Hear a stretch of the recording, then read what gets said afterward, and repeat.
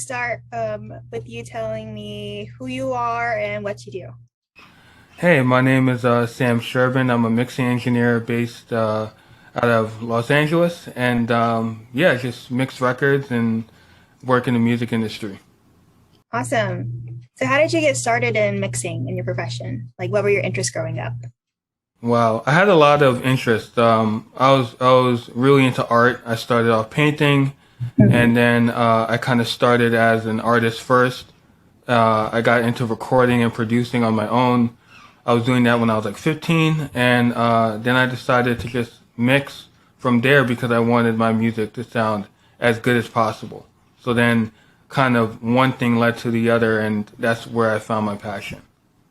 Oh, wow. Yeah, I have noticed that a lot of like creative people have more than one creative side. Like musicians can be artists, can be like dancers. Yeah, we're like all bunched together. That's Yeah, awesome. yeah. Yeah. So, can you like explain what a mix engineer does? Yeah, well, first you kind of have the artist who's the forefront of the record, or multiple artists if you're talking about like a collaboration. Then you have the producer who's setting up the music, they're setting up the instrumental bed of the record, and the mixer is the one who kind of blends all those things together.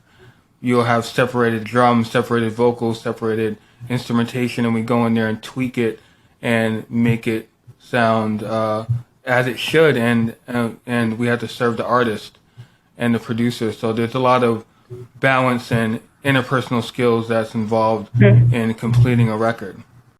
Yeah, interpersonal skills is very important in this Yes, industry. yes, it is. So it sounds actually very meticulous and tedious to me in a way. Am I like on the right path there? I said Yeah, super meticulous down to like a sample, or like all the way down to like a breath. a You know, breath. a breath. Like, yeah, some artists are like, hey, take this breath out. You know. Take a breath out. Wow. Yeah, Okay. yeah, yeah. Okay. So I'm learning a lot here today. So I've heard of mixing. I've also heard of mastering. Those are different things, right? Yes, correct. Mastering is the final step where Awesome. they kind of level out the record and make sure certain songs, if you're talking about a whole album, that they all sound cohesive together. They may come from different mixers, different producers. So they're Hmm. the ones who send it out, get it ready for Spotify, Tidal, all those platforms that we all listen to. So they try to make it sound good on all those platforms, on headphones, Okay. cars. So yeah. Okay. Do you do any mastering or just mixing engineering? Sometimes I kind of kind of pre-master. The lines get blurred a lot, Yeah. so I send in my records pretty done, and then the master engineer kind of tweaks from there. It's just little subtle things. So, is it a good idea, or yeah, a good idea to have a mixing engineer and then a separate mastering engineer? Then, like two Yeah, different yeah, people. that would be ideal. Like if you were to hire a mixer, you also want to hire a master engineer who just Hmm. masters, and you can get the best result from that. Okay, cool. Have Yeah, like like have every many years on it. Yeah. yeah, yeah, have some fresh ears on it, and have someone who solely does that. Okay. So, are there different types of mixing? I guess. Not different types. There's different kind of mixers. There's people that specialize in rock. There's people who, like Manny Marroquin or Sherbin, who mixes everything, and you're like, Hmm. wow, they mix Lil Nas X to the Jonas Brothers. Hmm. There's mixers who are very very good at jumping in between genres. Okay. So, what types of dramas are you best at, or do you prefer to do? I do pop. I do hip hop. I do a lot of pop is a big umbrella. Hmm. You can get into hip hop that sounds super poppy. You can get into just a plethora of music, synth pop, like it's kind of all over the place. Definitely. Yeah. So, how can artists go about finding a mixing engineer that like vibes with them? How, yeah, fits them?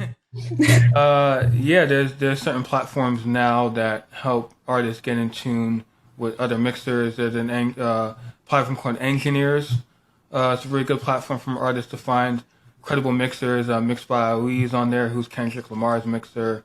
There's a bunch of people who are in different tiers on certain platforms that you could find a mixer.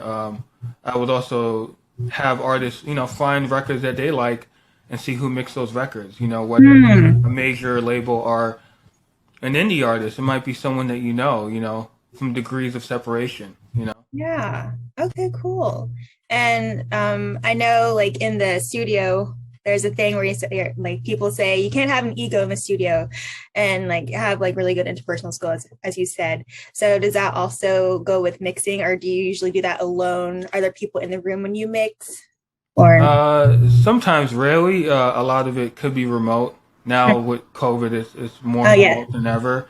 And but yeah, you can jump on FaceTimes and Zooms. I think those things do matter. And as far as ego is concerned, you're there to support the artist and the music there. So I don't think anyone who's working in a position should be like, hey, serving their ego and serving what they can get out of it. You're kind of there collaborating together to make sure you make the best music possible. So my opinion is not over yours is not over mine, and everyone is kind of like, hey, what's going to make the best record at the end of the day, you know?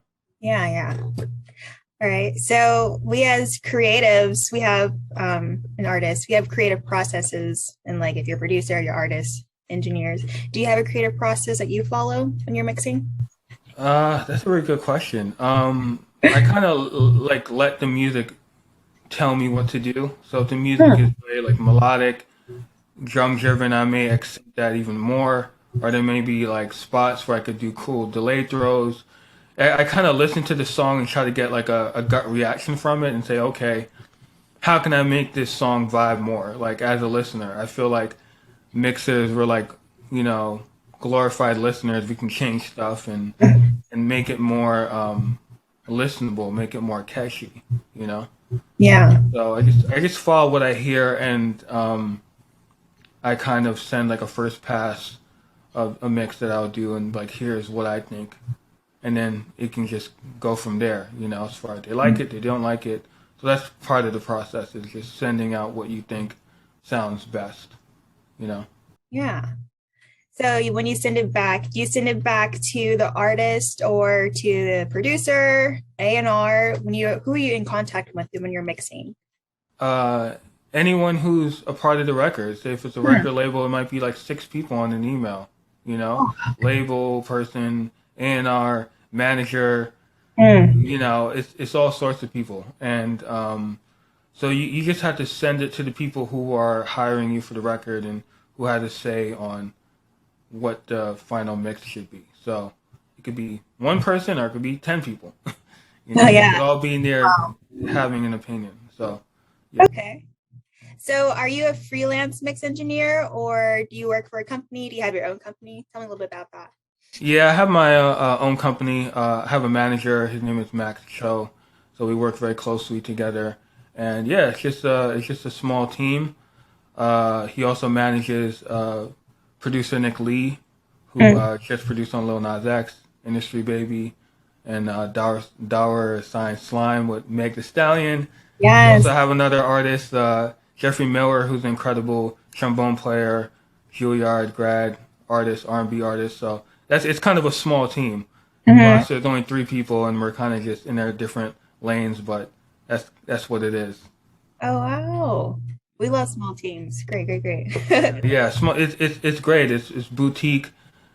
He gets to really work with us individually and collectively. It's an awesome. Good.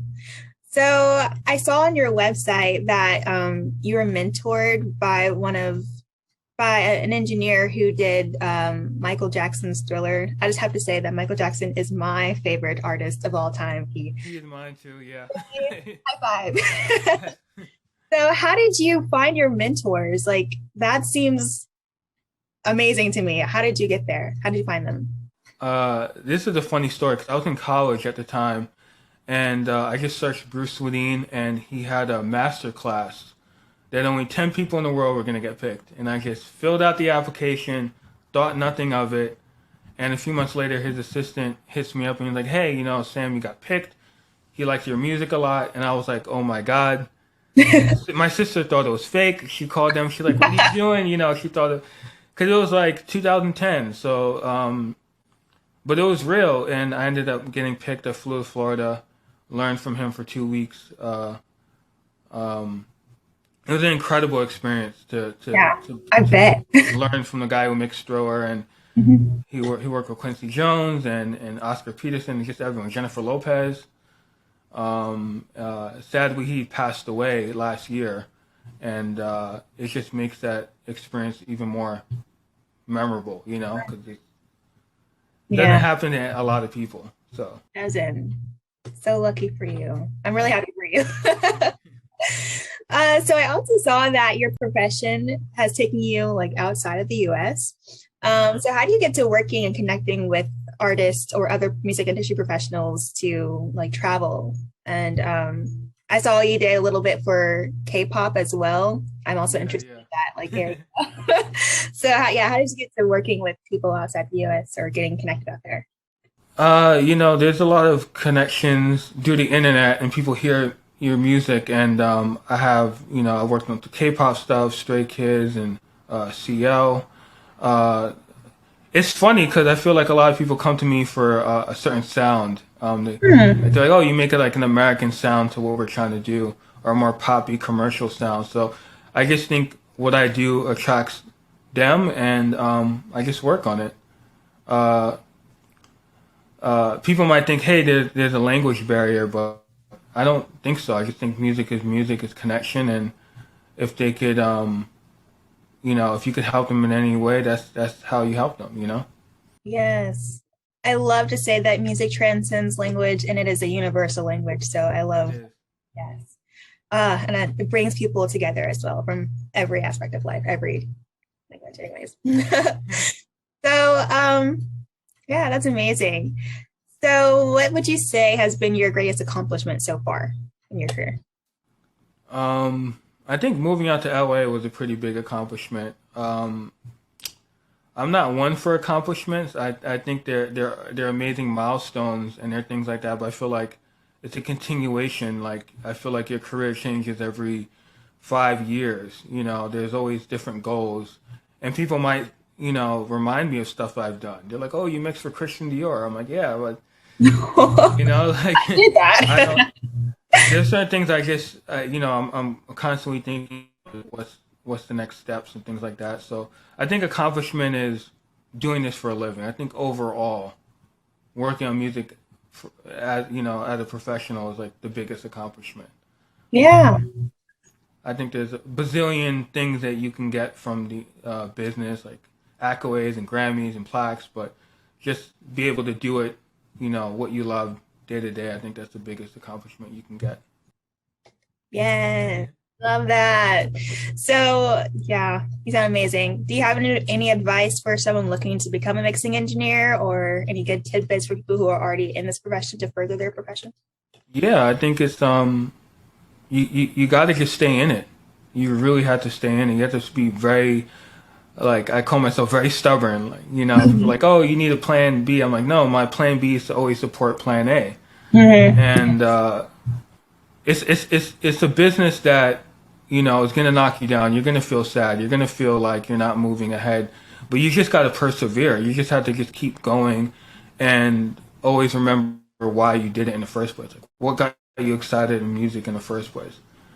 And constantly tell yourself that because someone might feel like they're throwing in the towel, and that last studio session could have been the one to change your life. That's when people hear like overnight success. It's like 10 years. You've Yeah. never heard someone, and all of a sudden they're on the scene. And you're like, how have I not heard this person? Like I'm watching the Emmys last night, and I'm seeing actors, and I'm like, man, they've been acting for like 10 plus years in bad films or whatever, and they just persevered through. So it's just about persevering through. Yeah. And I find that advice so important, like even outside of music as well, for anyone in any industry, but especially in this one because it can be very grueling and like you could feel down about what you created. It's your art, so you're gonna be the strictest critic on yourself. So Yeah. yeah, keep going, don't give up. Yeah. So I have one more question for you. Do you have any more projects coming up or anything you're working on right now that you can tell us about? Yeah, yeah. I worked on did some vocal engineering on a few songs on CL's upcoming album, and just more so other stuff. I just keep things under wrap. So Yeah. I do have an Instagram, and when those are released, they'll be public. So love to talk about those further along. Cool, cool, cool. Yeah. That's awesome. So thank you so much for speaking with me. This Thank was you. experience. I got to love to hear about your career and your journey in this. Thank you so much.